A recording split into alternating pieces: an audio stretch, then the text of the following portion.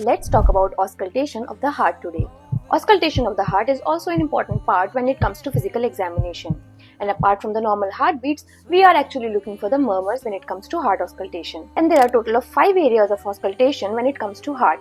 Number 1 is the aortic area. Number 2, the pulmonic area. Then comes the Erb's point, tricuspid area and the mitral area. All these points are actually there to hear the valvular sounds. If you hear murmur when you are auscultating the heart, that means there is abnormality in the flow of blood which happens due to valvular heart disease. Either there is regurgitation or stenosis in one of the 4 valves of the heart. To know more about heart auscultation, read the caption and don't forget to follow Cardiopulmonary Rehab for more such videos.